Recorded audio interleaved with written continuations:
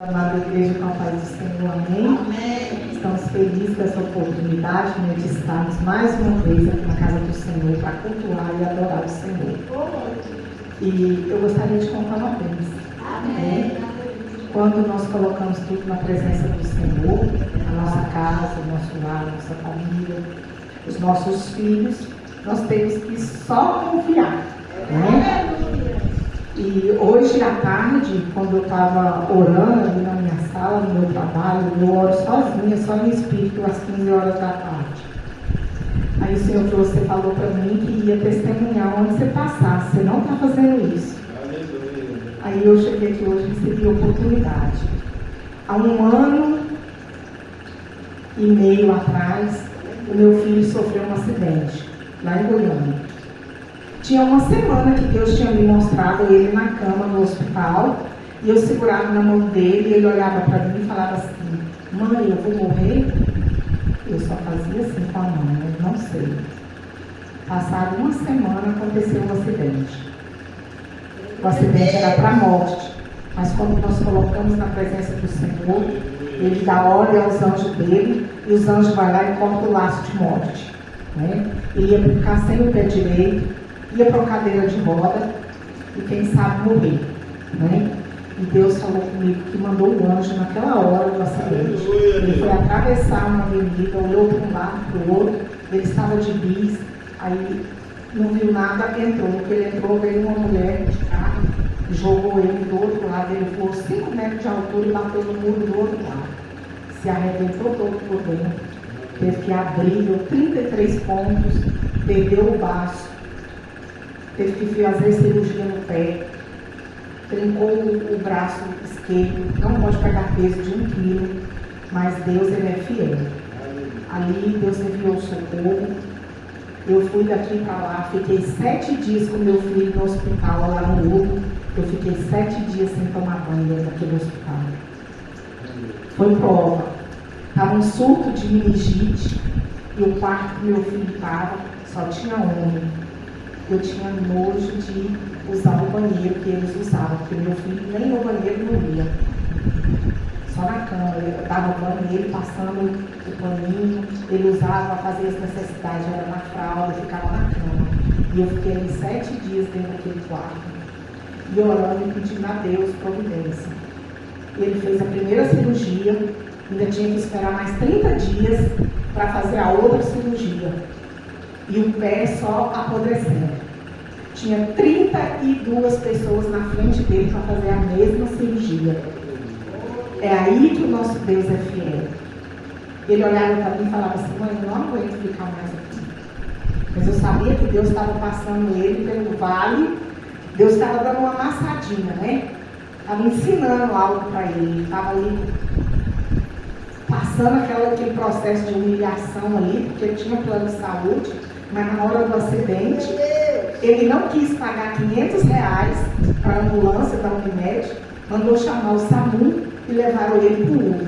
Mas era no Hugo a providência de Deus, porque se demora 5 minutos para abrir ele tinha morrido. Então foi Deus, né, que entrou com a providência. Ficou com sequela? Ficou, mas Deus deu a vitória. O laço de morte foi quebrado, foi cortado, né? E eu só tenho que agradecer a Deus, porque Ele está com vida e vida com abundância. Às vezes Ele olha e fala assim: mãe, eu nem acredito que já passou 1 ano. E aí ele teve que ficar acamado, ficou na cadeira de rodas. E todo dia a minha palavra para ele era assim: você é mais do que vencedor. Aleluia. Deus está contigo. E foi ficando revoltado, teve que deixar a faculdade de Direito, teve que deixar o emprego. E ele é tão assim, corajoso, Deus deu tanta graça para ele, que ele não quis nem ficar na casa da tia, que era para ficar 6 meses, porque o apartamento que ele morava tinha que subir 22 escadas para chegar no apartamento dele. Como que uma pessoa de cadeira de roda, de muleta, ia subir 22 escadas? Teve um dia que ele falou assim: mãe, eu quero ir embora para minha casa. Eu não vou deixar minha mulher lá sozinha. Eu falei: você não vai? Não, eu vou, mãe, eu vou embora para casa. E foi aquela guerra. Eu falei: Senhor, já não está mais no meu domínio. É com o Senhor. Eu vou embora para casa porque eu preciso trabalhar. E foi para casa e descia as 22 escadas de muleta. Várias vezes não tinha, mas venceu. Venceu a prova. O que eu quero falar para você com esse testemunho? Nós queremos que os nossos filhos andem pelo caminho certo, perfeito. Só pelo caminho de flores, né? Mas esquecemos que eles precisam pisar nos espinhos para aprender a agradecer a Deus pelo pai que tem, pela mãe que tem, pela vida que tem, por tudo.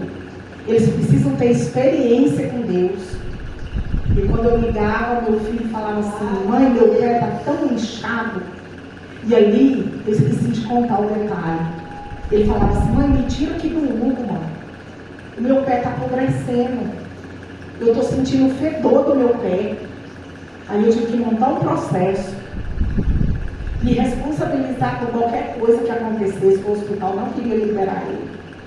A gente reuniu várias vezes com a equipe com a diretoria do hospital. No fim eu falei assim: eu só quero que vocês entendam uma coisa.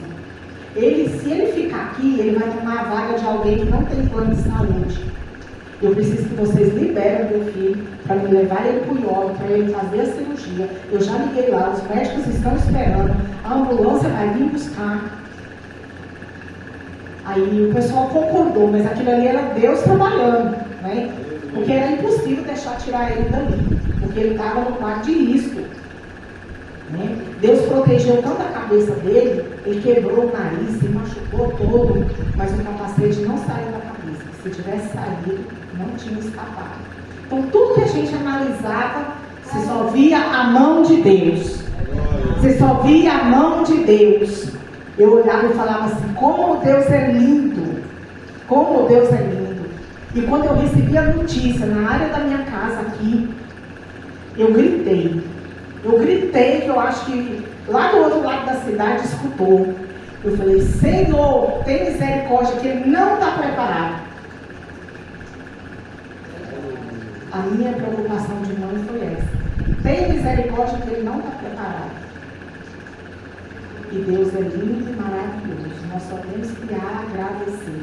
Aí o hospital liberou, eu levei meu filho para o IOB. Ele chegou lá às 3h30 da tarde, 6h40 da noite ele já estava operado.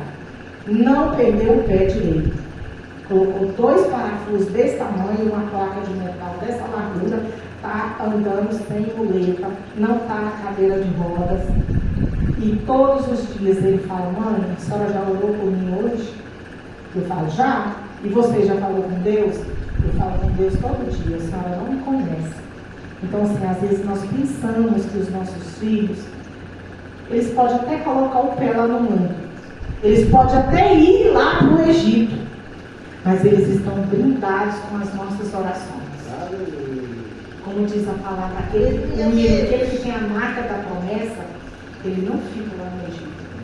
Ele vai lá no Egito para adquirir experiência, mas a hora certa, Deus sabe como trazer ele de volta. E não adianta a gente querer que Deus faz de um jeito na vida dos nossos filhos. Verdade. Deus faz do jeito dele, da maneira dele, na hora dele e como ele quer. Eu queria que meu filho tivesse trancado a faculdade de Direito? Não. De forma alguma.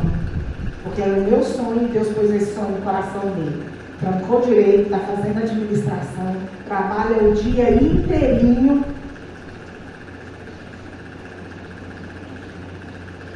E eu digo para Deus: eu sei que no momento certo o Senhor vai completar a boa obra que o Senhor começou na vida do meu filho.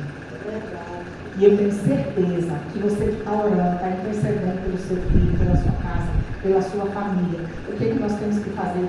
Somente confiar. Somente confiar, porque o nosso Deus é o dono da obra.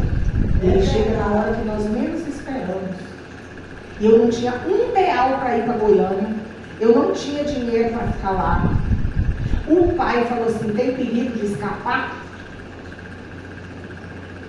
Quando chegava as guias da Unimed lá para o pai pagar, ele ligava e falava assim: mas não vai parar de fazer cirurgia, mas não? De fazer tanto exame? Está chegando tanta conta aqui para me pagar, põe esse menino para trabalhar. E Deus abriu a porta. A minha oração era todo dia: Senhor, abre uma porta classificada para o meu filho. E um dia eu ainda vou ter a oportunidade de contar como que Deus faz. Ele abriu uma porta. Eu costumo dizer que ela ainda não está classificada, mas é a porta que ele abriu para o socorro que a gente precisava.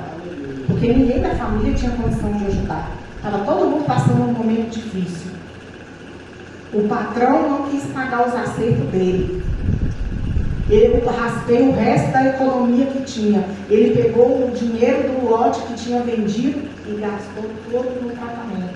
Os remédios eram caríssimos. Fisioterapia. Tudo muito difícil, mas Deus deu vitória. Hoje eu posso dizer que até aqui o Senhor nos ajudou. E a libertação é um processo. A libertação é um processo. Nós só temos que acreditar que na hora certa, na hora de Deus, ela acontece. Deus abençoe pela oportunidade.